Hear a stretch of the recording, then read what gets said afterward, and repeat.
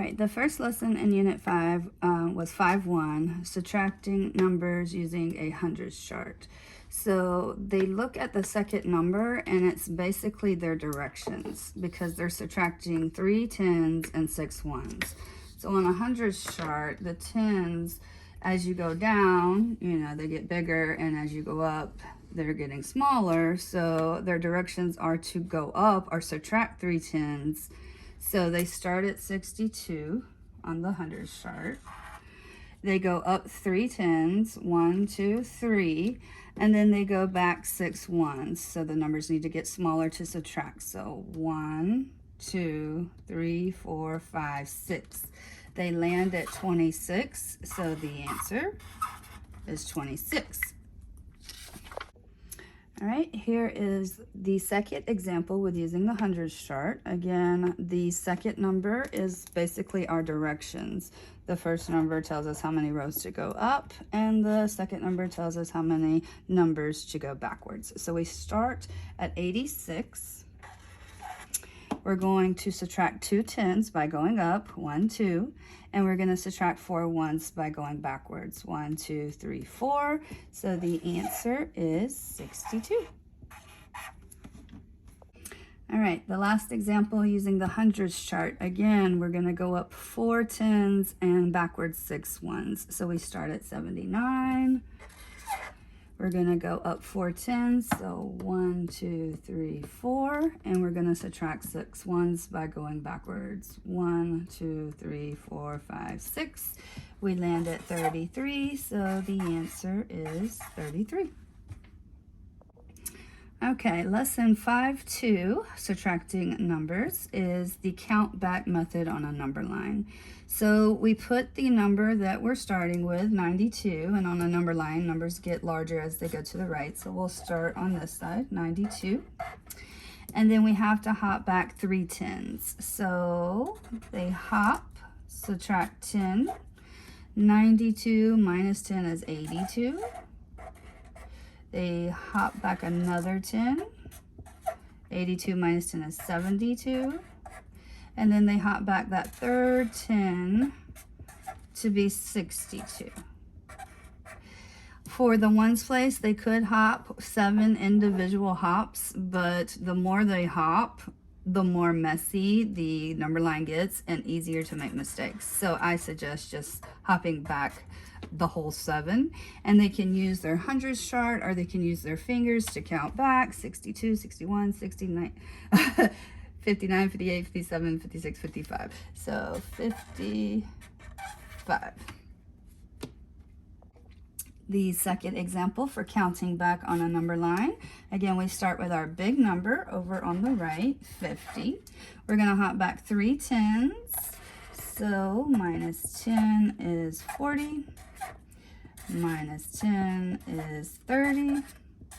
And minus 10 is 20. And then again, the 5 ones, I would just hop back 1 time and just put minus 5. And then the answer would be 15. So 50 minus 35 is 15. All right, the last example for counting back on a number line, we're going to start with our big number, 68. This time we have 2 tens we're going to hop back. So hop minus 10, 68 goes to 58. Hop minus 10 goes to 48. And then we're going to subtract our 3 ones, so 1 hop for that, or 3 individual hops, however is easier for your child, and then it would be 45. So the answer to 68 minus 23 is 45. Example number 2 of counting forward using a number line. Again, we're going to start with our little number and stop when we get to our big number. So we'll start with 23. And we're trying to get all the way to 68. So you could do this several ways. Last time I showed you how to start with the ones first. This time I'll start with the tens first. So we'll say 23 plus 10, that's 33. Plus 10 more is 43. Plus 10 more is 53. Plus 10 is 63. And then to get to 8, I need to add 5 more to get to 68. I made it from my small number to my large number, so I know to stop. But I do have to add up all these numbers to get my answer. So 10, 20, 30, 45, 45. All right, the last example we have for counting up on a number line. Again, start with our small number, 37, and we stop when we get to 92. You could do it with ones or tens first, it doesn't matter. I'm going to go back to doing the ones first because it's usually easier to get to a 10. So I know I need to add 3 to get to 40. And then I can get all the way to 90 by counting by tens. So plus 10, I'm at 50. Plus 10, I'm at 60. 10 more puts me at 70. 10 more for 80. And then 10 more for 90. But I need to get to 92, so I'm going to do another hop with 2, so I'm at 92. Again, to get the answer, they have to add this up. So I always suggest to add the tens first. 10, 20, 30, 40, 50. And then 3 plus 2 is 5, so the answer is 55. All right, lesson 5.4 was teaching them to subtract by breaking apart numbers. We break apart the number that's being subtracted. So they either have boxes or little lines like that that they do. Now to get the first number that we're going to need that will add back up to 9, we just look over here at this 7. We're choosing this 7 because if we get rid of it, it's 80, which makes life easier. So our first number will always be what's in the ones place on this number, 7. Then the kids have to ask themselves, what do I add to 7 to get back to 9? And the answer to that is 2. So now they will take the number 87 and subtract 7. That's why we chose that number, so we could get 0. It's easy to subtract. And then we will put minus 2 to be 78. So the answer is 78. All right, example number 2, breaking apart numbers. We're going to break apart the number being subtracted. The first number that we need is always in that ones place right there in our face. So we put the 3, and then we have to figure out what do we add to 3 to get back to 5, because we're just breaking 5 apart, and that would be 2, because 3 plus 2 is 5. So now we're going to take our big number, and we're going to just basically subtract pieces of 5 because it's easier sometimes to do that. So minus 3 puts us at 40. And then minus 2 more puts us at 38. So the answer to 43 minus 5 is 38. All right, the third example for breaking apart numbers. This time we're doing 62 minus 7. We're going to break 7 into a 2 and a 5.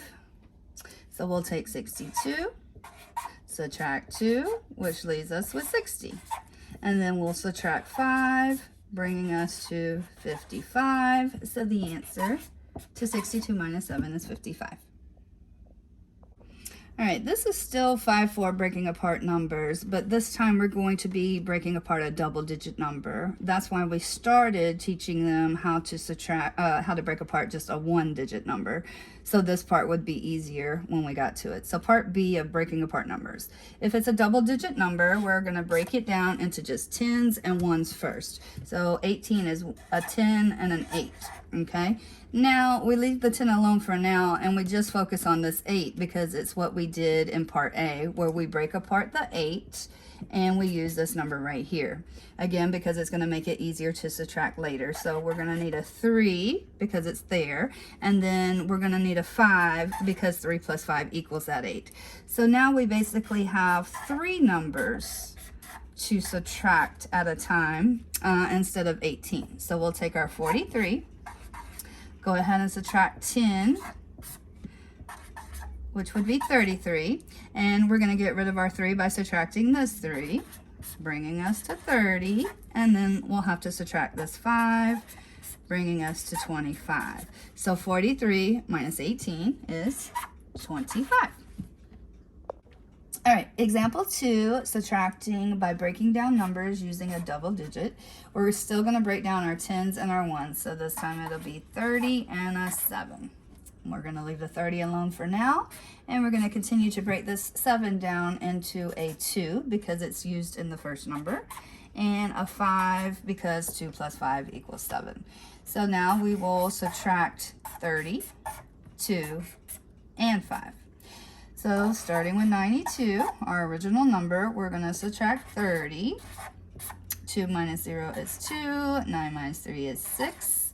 Then we'll subtract 2, which is easy. And then we will subtract 5 to get 55. So 92 minus 37 is 55. Our last example for breaking apart numbers using tens and ones, we're going to break 18 down into a 10 and an 8. We're going to break 8 down further using this number right here, 4. And the other number will also be 4 because 4 plus 4 equals 8. Now we need to subtract 10, 4, and 4 from 44. So 44 minus 10 is 34. Minus the first 4 is 30.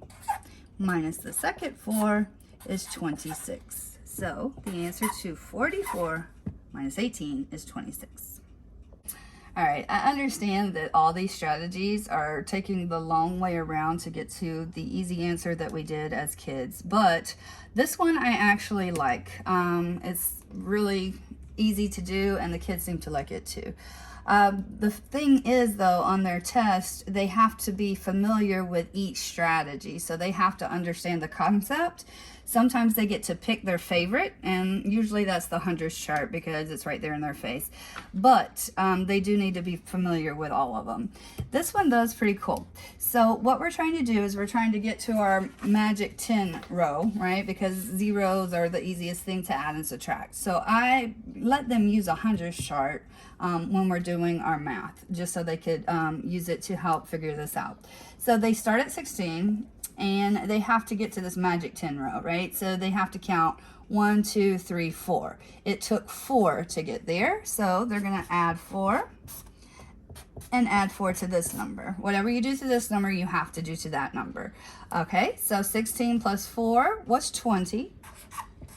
And 35 plus 4 is 1, 2, 3, 4, 39.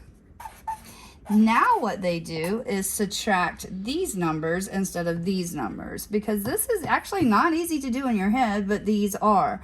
So 3 tens minus 2 tens is 1, and 9 minus nothing is 9.